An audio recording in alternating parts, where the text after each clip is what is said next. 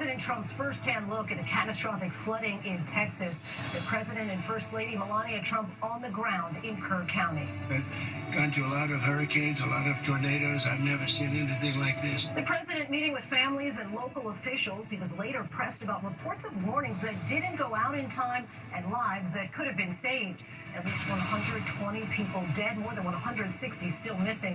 1 week of around-the-clock searches, a rescue team combing through a huge pile of debris, looking for a family of 3 possibly buried underneath. Also tonight, dangerous heat and dry conditions igniting a large wildfire near the Grand Canyon. Residents and visitors forced to evacuate. Severe storms from Colorado to Michigan at this hour. A tornado watch across multiple states. Tonight, after an ICE raid turned violent, the FBI is now offering a $50,000 reward for information on a suspect authorities say fired a gun at federal agents. Major turmoil inside the Justice Department over the handling of the files in the Jeffrey Epstein investigation. Sources tell ABC News a fiery confrontation erupted between Attorney General Pam Bondi and Deputy FBI Director Dan Bongino. Those sources say Bongino did not come to work today, telling allies he's considering resigning. The emotional scene at the State Department just a short time ago. The Trump administration laying off more than 1,300 employees. ABC News obtaining an email informing some workers they received layoff notices by mistake.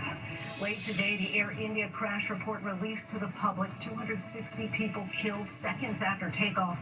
What the report shows about the fuel cutoff switches. Tonight, passengers are speaking out after an emergency forced their Delta flight from Madrid to New York to land on a small island in the middle of the Atlantic. The passengers stuck there for roughly 30 hours. The remarkable survival story of a 75-year-old woman suffering a broken femur after a crash, crawling for 14 hours inch by inch until she made it home. And America strong tonight, 1 week after the devastating floods in central Texas. Volunteers saving the lives of hundreds of shelter animals, flying them to safety, and bringing in much-needed supplies. From ABC News World Headquarters in New York, this is World News Tonight with David Muir. Good evening, everyone. Thanks so much for joining us on this busy Friday night. I'm Lindsay Davis in for David. We begin with President Trump and First Lady Melania Trump visiting Hill Country in Texas today, 1 week after those catastrophic and deadly floodwaters swept through. The president and First Lady briefed about the disaster, meeting with grieving families, thanking first responders and law enforcement, saying FEMA has done a good job.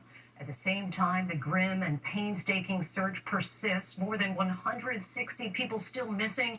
At least 120 are dead. An emotional memorial for one of them today, 8-year-old Hadley Hanna, who died along with 27 other girls and counselors at Camp Mystic. Today, teams searching the remnants of a house, a family of 3 believed to have been inside. ABC's Trevor Ault leads us off.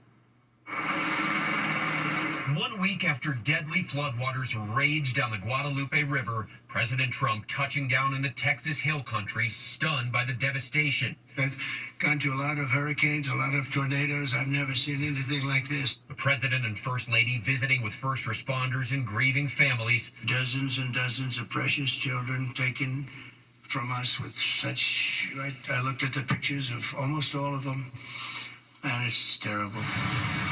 And Trump was asked to respond to those who say warning alerts didn't go out in time and that more people could have been saved. Well, I think everyone did an incredible job under the circumstances, and I just have admiration for the job that everybody did. The president has previously talked of potentially eliminating FEMA, but today he praised the agency's response. Some good people running FEMA. It's about time, right? We get some good ones. They failed us in North Carolina, but when we got in on January 20th, they fixed it up in no time. And thousands are still painstakingly searching for the more than 160 people who remain missing. Rescue teams tell us that in the 150 yards of debris here are the remnants of a house. That's almost impossible to tell, but there are some signs, a roof, a hot tub, some clothes, a children's backpack. And what these search teams tell us is that a family of 3 lived inside that home. The mission today is to dig through all of this and try to find them. And tonight, families paying tribute to the ones they lost far too soon. 8-year-old Hadley Hanna was one of 27 girls and counselors killed at Camp Mystic, her parents honoring their daughter at a Dallas memorial service. All always miss her with every moment of every day with all my heart. Shine bright, healthy, Rebecca. We will see you soon. And Lindsay, these search crews are vowing to press forward till they find every person, but they tell me that will almost certainly take many, many months. And of course, we know this tragedy, the deadliness of it, the grim reality. There has not been a single survivor rescued since the day of the floods. Lindsay? A somber notion there. Trevor, thank you. Now to the tornado watches in the heartland and the fire evacuations near the Grand Canyon as we come on the air tonight, menacing skies over the Iowa Speedway in Newton, Iowa. While in the west, a wildfire forcing the closure of the Grand Canyon's north rim, some areas of the park under an extreme heat warning. ABC's Stephanie Ramos with the images just coming in. Tonight, dangerous heat and dry conditions fueling the White Sage Fire in Arizona near the Grand Canyon. Authorities expanding the evacuation zones to clear out visitors. Billows of thick smoke rising over the vast canyons as families flee. At least 8,000 acres already scorched. In the Midwest tonight, menacing skies in Iowa as severe storms trigger tornado warnings. Storms also turning the dark skies over Chicago into a light show. More than 700 flights delayed at Chicago O'Hare's airport today. The Caruso family trying to get to Turks and Caicos. It started raining and I was like, oh God, our flight's gonna get canceled. And 10 minutes later, it got canceled. And tonight, authorities in Connecticut say speed and wet roads caused this car to lose control, slamming into a parked emergency vehicle. 2 state troopers inside seriously injured. Lindsay, severe weather could disrupt travel in the center of the country and have ripple effects on travel plans throughout this weekend. Lindsay. Stephanie, thank you. Meteorologist Jeff Smith of our New York station WABC joins us now. Good evening, Jeff. Tell us about the dangerous weather on the way tonight. We have a very active evening over parts of the Midwest, Lindsay. We're talking about a tornado watch, parts of Iowa into northern Illinois, including Chicago all the way up to Milwaukee. We even had a tornado warning recently in the Davenport, Iowa area. This is a nasty line of storms. In addition to isolated tornadoes, damaging wind and large hail with those. That threat will shift to the east tomorrow, parts of Indiana, northwestern Ohio, eastern Michigan, and also the southern end of that front. Rainfall could cause flooding. New flood watches out for parts of Oklahoma and West Texas. That's north of the hard-hit hill country, though. Out west, it's all about the heat. Heat advisories from El Paso all the way up to Redding, California, and extreme heat warning for the lower elevations of the Grand Canyon right through Sunday. Lindsay? All right, Jeff, thank you. Now to the preliminary report on the deadly Air India crash last month. It found the switches controlling the flow of the fuel to the plane's engines were switched off 3 seconds after the plane lifted off. You'll remember the surveillance video of that takeoff, the report finding that when the fuel was cut off, both engines shut down. The cockpit recording, the pilots asked the other why he hit the cutoff switch. The other pilot responded he did not. 10 seconds later, the fuel was restored, but by then it was too late. At least 260 people died in the crash. Only 1 man survived.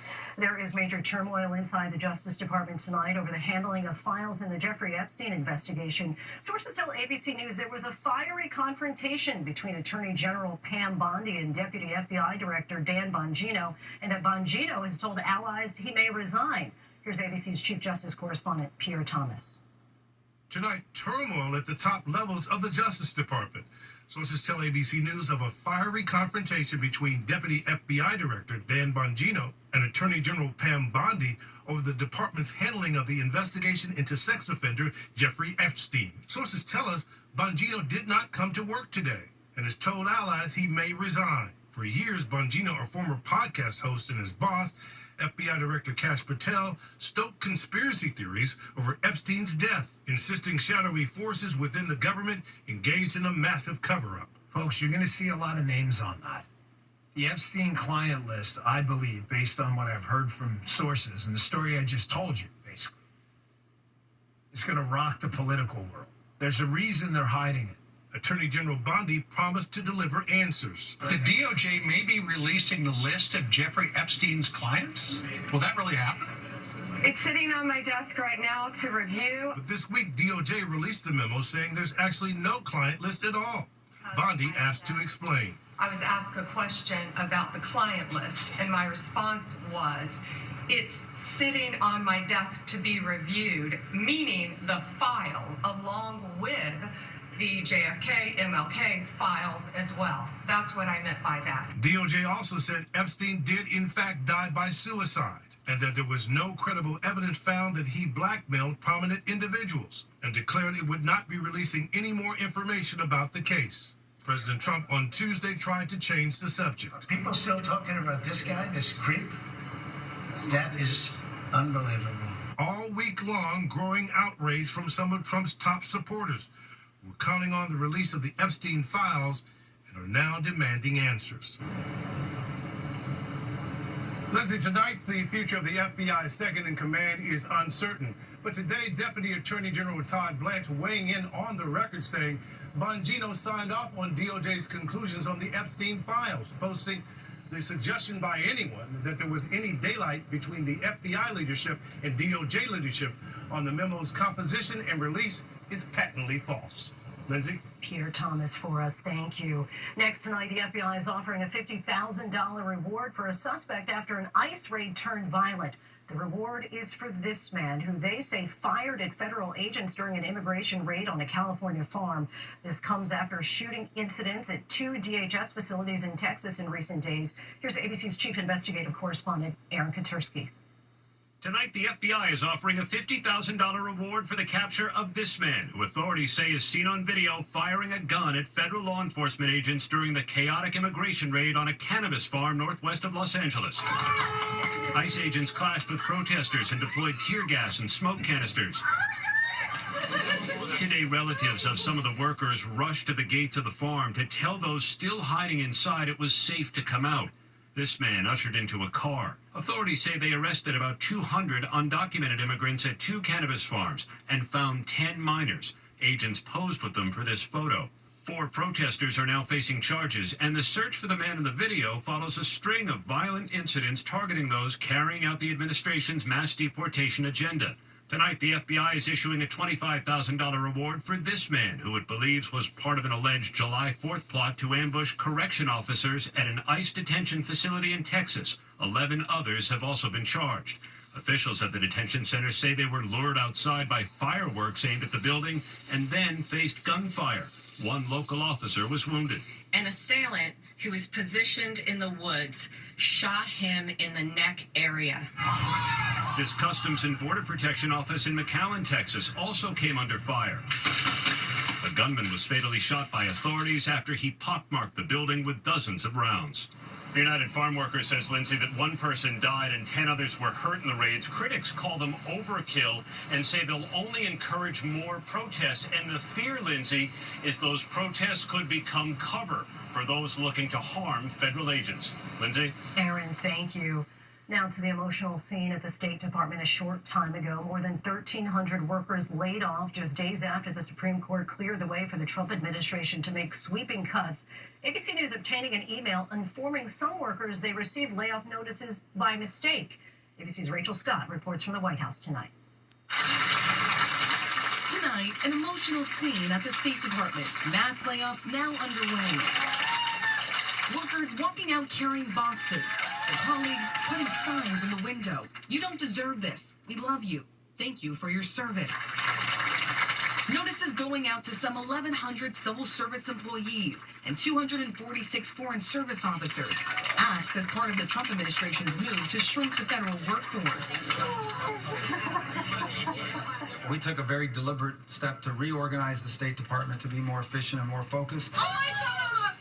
Did you survive? Among the areas targeted, programs designed to protect human rights and promote democracy, and divisions dealing with refugees and immigration. You are doing this out of love of country. Democrats warn the effects of these cuts could be far-reaching. What kind of impact is this going to have?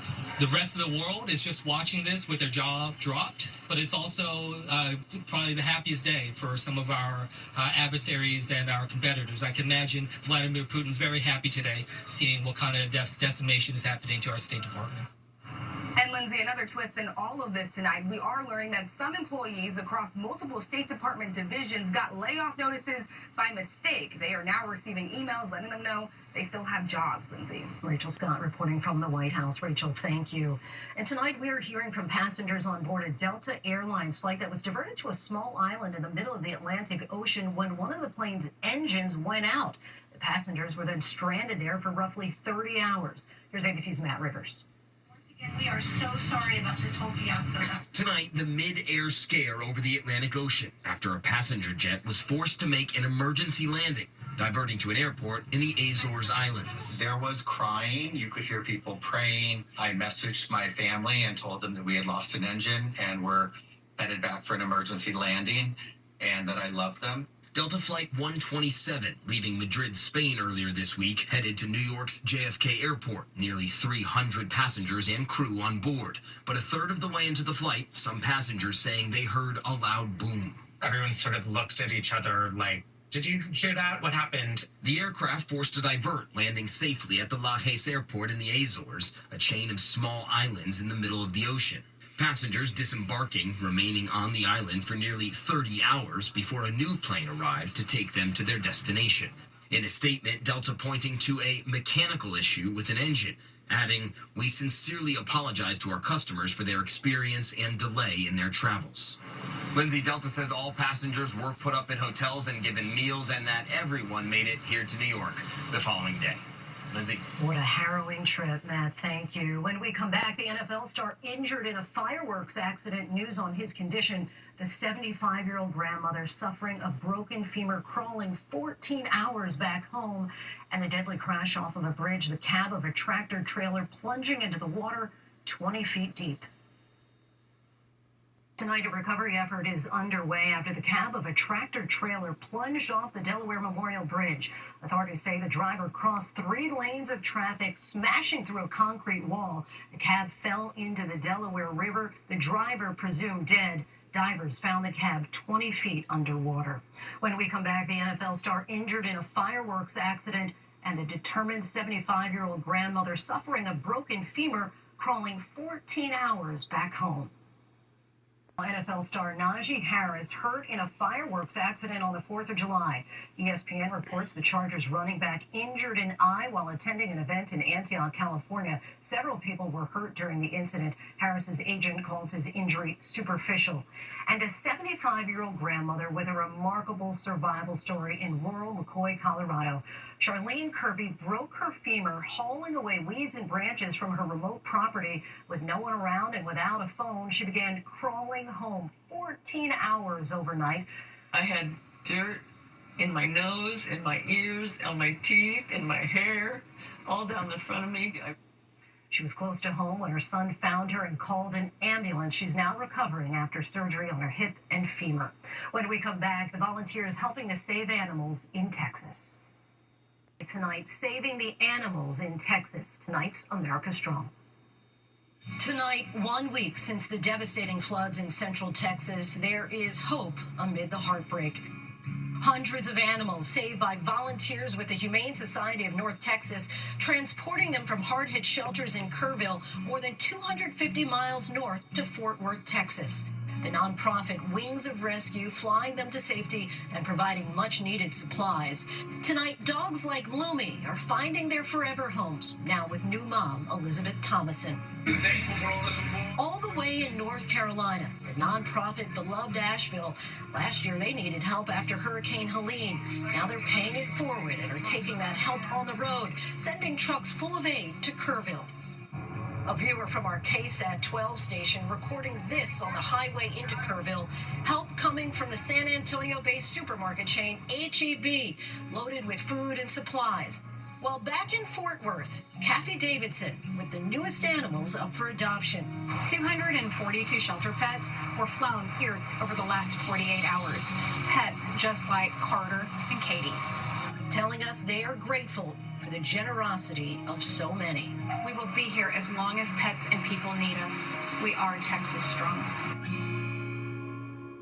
Some welcome relief there. Thanks so much for watching. I'm Lindsay Davis for David and all of us here. Good night.